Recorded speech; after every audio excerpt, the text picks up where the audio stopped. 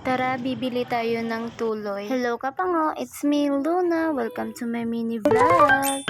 For today's video Kapango, tara i-share ko naman sa inyo ang aking ganap after work. Pagdating ko pala sa bahay Kapango, diretso na ako sa bilihan ng isda at saka bumili na din ako ng saging para sa aking merienda. So tatlo lang pala dyan ang nilaga ko Kapango kasi hindi ko naman po mauubos. At saka hindi lang pala merienda ito Kapango kasi ito na po yung dinner ko. Ay, diet yarn, char. Siya Kapango, kakatapos ko lang dyan maglinis ng isda, nilagyan ko na ng asin at saka priprituhin na po natin. Diba, nakatipid na naman si Pango for only 30 pesos. May baon na ako bukas. Yes Kapango, sa gabi pa lang niluluto ko na yung babaonin ko, iinitin na lang po sa umaga kasi wala pa naman bibilhan kapag maaga pa, diba? Kasi 5 AM pa lang, gising na tayo. Siya, hanggang dito na lang po. Thank you for watching. Bye! Jesus loves you. Mwah! See you in my next mini vlog.